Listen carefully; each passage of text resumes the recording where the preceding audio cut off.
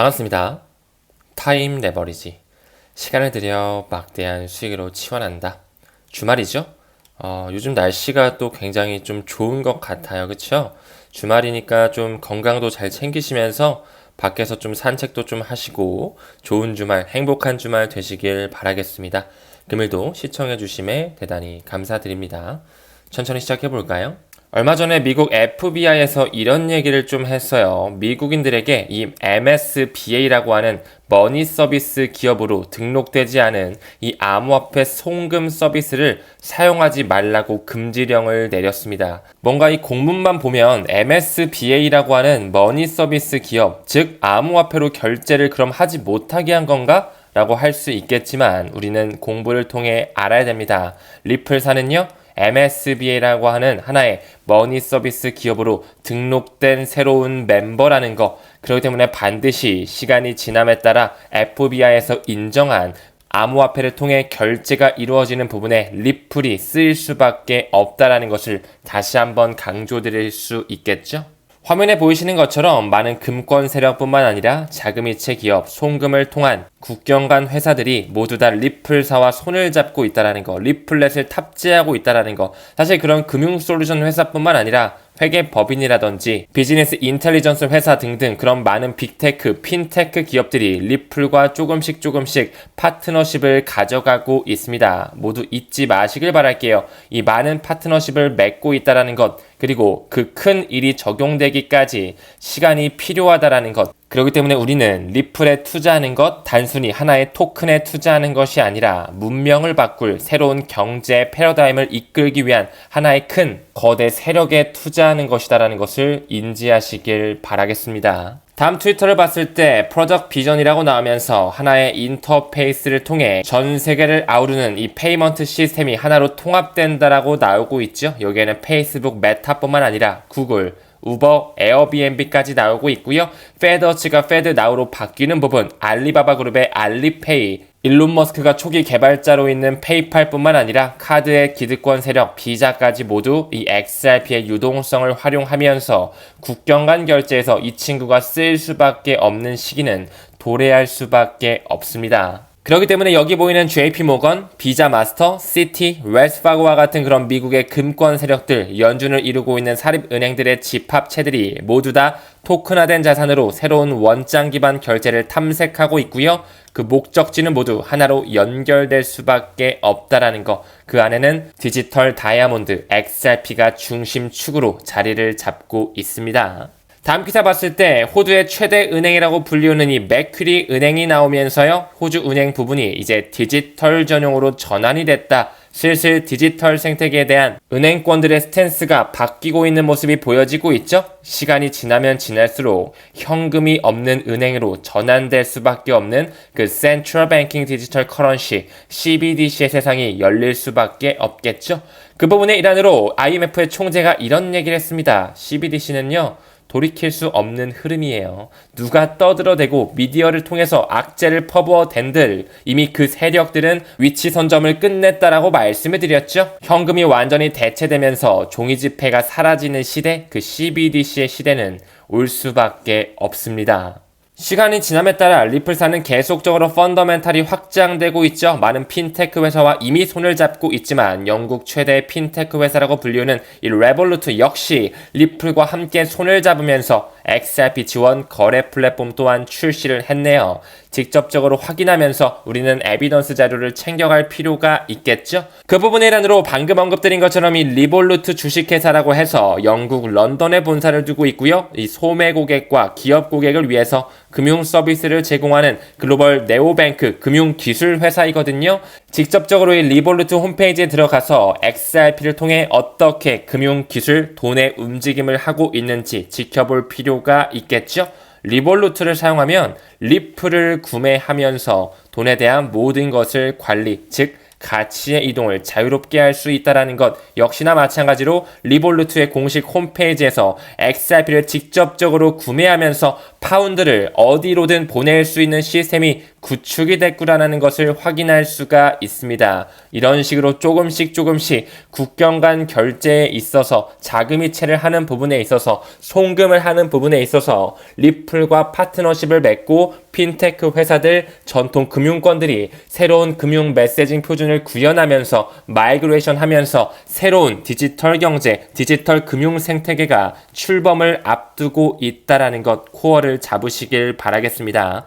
다음 기사 봤을 때 미국에서 이런 얘기를 하죠. 스테이블 코인의 규제안이 승인을 코앞에 두고 있다. 이제 슬슬 협상에 대한 막바지 단계를 밟고 있다. 이 부분 역시 리플과 연관성을 가져갈 수밖에 없는 시기가 도래할 것입니다. 스테이블 코인 시장 USDC와 USDT를 필두로 해서 계속적으로 시장 파이가 커지고 있으면서 자금의 유입이 지속적으로 물려들어오고 있다고 말씀을 드렸죠. 향후 5년 내에 그 3조 달러 규모로 성장이 이루어질 수밖에 없는 굉장히 포텐셜 있는 이 시장 역시 리플사가 구현하고 있는 XRP 레저의 생태계로 가져와질 수밖에 없으면서 이제 머지않은 시점에 리플 XRP 레저의 생태계에서 찍어내는 그 스테이블 코인 또한 발행이 시작되겠죠. 지금 현재 아직까지도 보안 상태 우려, 증권 이슈에 휘말려 있음에도 불구하고 그 미래에 올 수밖에 없는 3조 달러 시장, 스테이블 코인 시장 역시 이 친구와 맞물릴 수밖에 없는 시점은 올 수밖에 없습니다.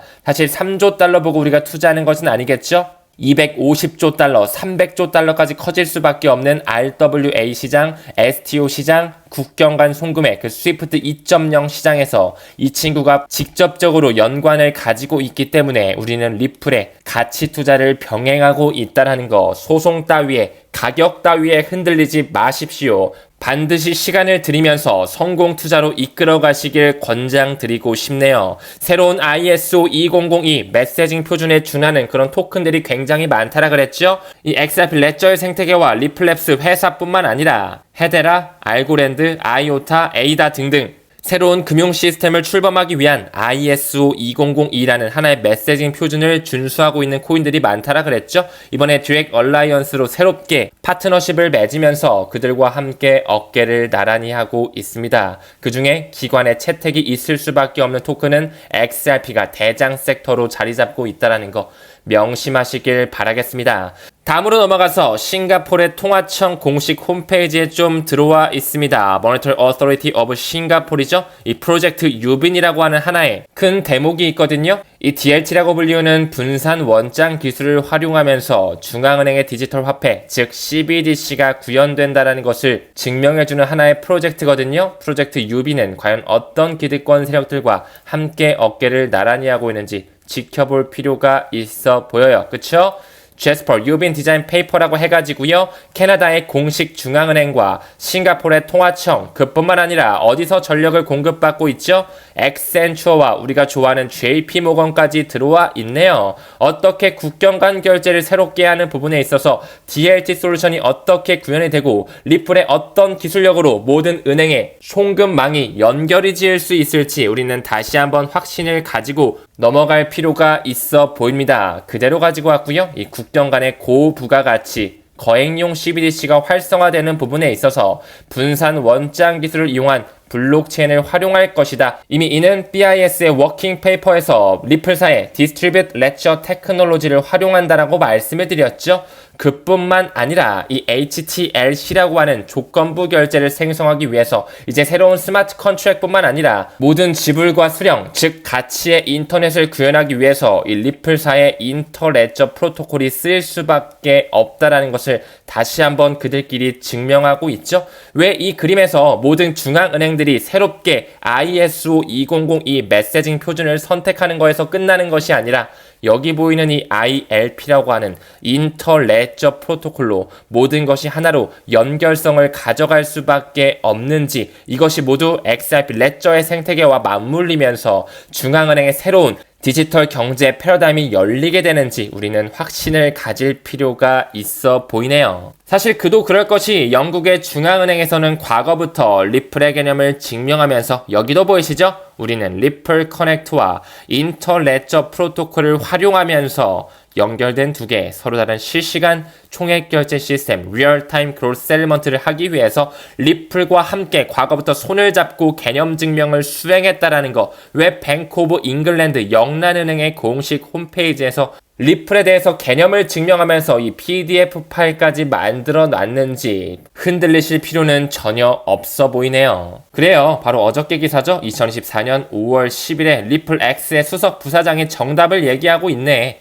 국경 간 결제에서 스테이블 코인이 먼저 쓰인다고 떠들어대겠지. 하지만 시간이 지나면서 기관이 채택할 수밖에 없는 XRP가 활용될 수밖에 없는 시점은 반드시 도래합니다. 내년 11월을 기점으로 해서 그 금융 메시징 표준이 구현되는 시기가 오기 때문에 완전한 CBDC 세상이 오게 되면 스테이블 코인뿐만 아니라 이 친구가 활용될 필요가 있다라는 거 반드시 인지를 해주셔야 되겠죠. 다음 기사 봤을 때 골드만삭스가 나오면서 암호화폐 관심 고객이 많아지고 있는 것도 맞고요. 이더리움 ETF 승인이 될 수밖에 없어요. 뭐 연기된다, 이더리움도 증권이다 떠들어대지만 반드시 이더리움 또한 가치 반영이 되면서 본연의 생태계를 끝까지 가져갈 것으로 사료가 됩니다. 여기도 보이시죠? 이번엔 JP모건이 나오면서 최근에 로빈후드에 웰스 노티스를 보냈지만 이더리움 ETF 승인에는 영향 없어, 흔들릴 필요 없다라는 것을 다시 한번 강조드리고 싶습니다. 지금 벤야크라든지 21 시어즈, 아크인베스트, 해시덱스가 5월 말을 기점으로 SEC의 그 이더리움 ETF